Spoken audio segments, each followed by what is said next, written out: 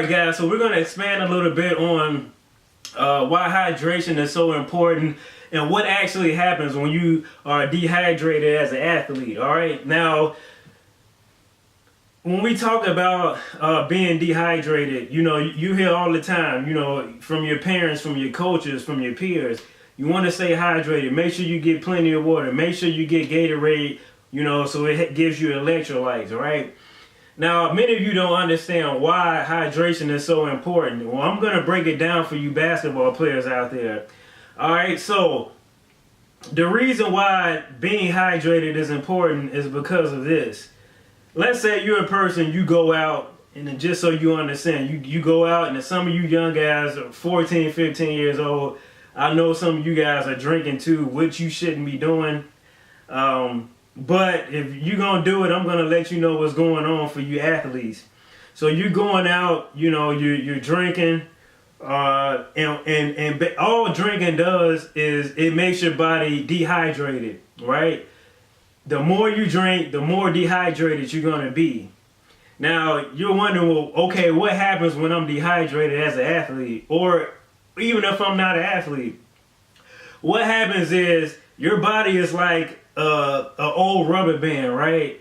An old rubber band is very brittle, right? So I'm not sure how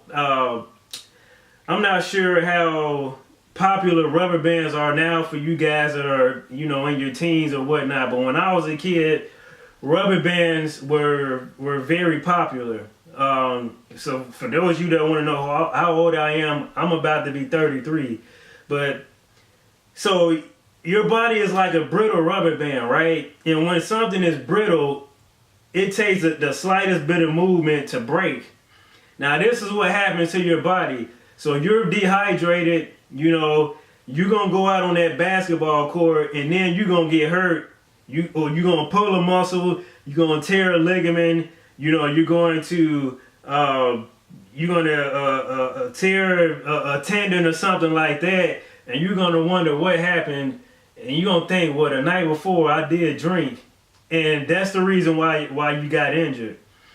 Our bodies are supposed to be hydrated daily, so you're supposed to be drinking water throughout the day.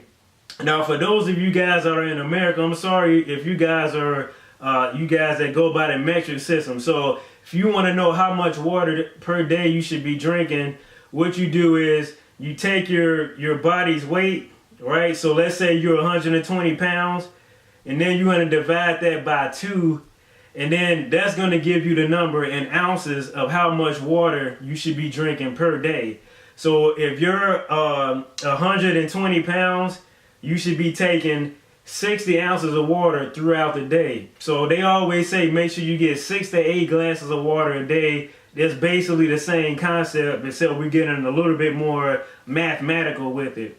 All right, so again, I recommend the best way to stay hydrated is coconut water. Now, for some of you, you may not like the taste, but at the end of the day, what it's going to do for your body is going to increase your hydration at an alarming rate, which will help you cut down on some of those injuries. Well, I hope this gives you guys an idea of what happens when your body becomes dehydrated for you athletes, or if you're not an athlete, and you're a person that runs on a treadmill and you're getting those Charlie horses, but you drank the night before, or you heard something the day after you drank. That's the reason why.